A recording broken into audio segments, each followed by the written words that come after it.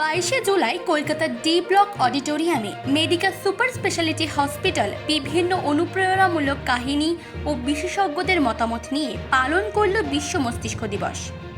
আমাদের মস্তিষ্ক বাকি যে কোনো অঙ্গ প্রত্যঙ্গের মতো নয়, এটা হলো কন্ট্রোল টাওয়ার, শরীরের পুরো কার্যপ্রণালী নিয়ন্ত্রণ করে। বিশ্ব মস্তিষ্ক দিবসে মেডিকেল সুপার স্পেশালিটি হসপিটাল আয়োজন করেছিল একটি অনুষ্ঠানের। এখানে বিভিন্ন রোগীর লড়াইয়ের কাহিনীর সাথে সাথে ছিল মস্তিষ্ক ও মেরুদণ্ডের সার্জনদের আলোচনা। এই অনুষ্ঠানে প্রধান অতিথি ছিলেন royal Bhutanese কনসুলেটের consular general Tashi পেনজর।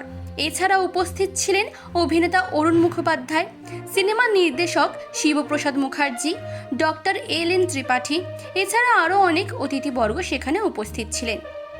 এবং এগুলো প্রিভেন্ট করা যায় বা সিম্পল লাইফস্টাইল চেঞ্জেস, যেমন বডি ওয়েটটাকে ঠিক মেনটেন করা, ওবেসিটি প্রিভেন্ট করা, regular exercise, alcohol, smoking, diabetes, hypertension, এই কন্ডিশনসগুলোকে আগে রেকগনাইজ করা, ইয়াং এজে রেকগনাইজ করা এবং সেগুলো অ্যাপ্রোপ্রিয়েটলি ট্রিটমেন্ট এবং রেগুলার ফলো আপ, এই কটা জিনিস করলেই কিন্তু স্ট্রোকের যে ইনসিডেন্স আমাদের ভারতবর্ষে যেটা বাড়ছে সেটা কিন্তু অনেকটা বেশিরভাগটাই আমি বলবো এটা প্রিভেন্ট করা যায়।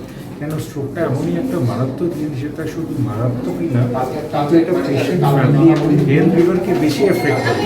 একটা হার্ট অ্যাটাক পেশেন্ট মারা গেলেন সাডেনলি, সেটা তো খুবই দুঃখজনক, কিন্তু স্ট্রোকের জন্য যদি পেশেন্ট বেঁচে থাকে কিন্তু তার একটা দিক প্যারালাইসিস হয়ে থাকে, সে কথাবার্তা না বলতে পারে, সে বেড বয় হয়ে থাকে, জীবিত আছে কিন্তু তার ফ্যামিলি খুব এফেক্ট হয়। স্ট্রোকটাকে আমরা নিয়ে খুব বেশি। স্যার একটা প্রশ্ন জানতে চাই, স্যার স্ট্রোক বেসিক্যালি কোন এজের পেশেন্টে বেশি আসতে পারে, লোকেদের আসতে পারে?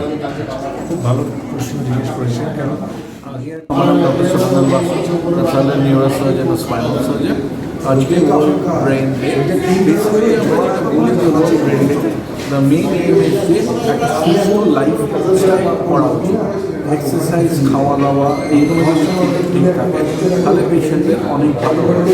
এবং যদি আমরা রেগুলারলি একটা এক্সারসাইজ করি, আমাদের যে ফাস্ট লাইফ সেটা থেকে অ্যাভয়েড করি। আজকাল আমরা দেখতে পাচ্ছি যে হাইপারটেনশন, ডায়াবেটিস, তার সাথে এইগুলো যদি আমরা অ্যাভয়েড করতে পারি, অ্যালকোহল, এইগুলো অ্যাভয়েড করতে পারলে একটা রিয়েলি গুড লাইফস্টাইল লিড করতে পারলে সব থেকে মানুষের ভালো হবে। কারণ যত দিন যাচ্ছে আমরা দেখছি যে 30 ইয়ার্স 40 ইয়ার্সের পেশেন্টদের স্ট্রোক আসছে এবং ব্রেন হ্যামারেজ আসছে, সেগুলো ইজিলি অ্যাভয়েডেবল প্রসেস, সেটা আমাদেরকে ভাবতে হবে কেন এটা।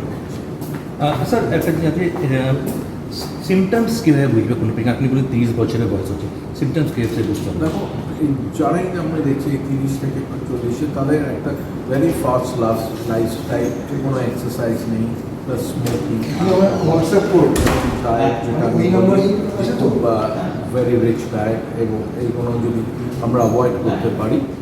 কলকাতা থেকে শুভ ঘোষের রিপোর্ট, চেতনা বার্তা, জেগে থাকে, জাগিয়ে রাখে।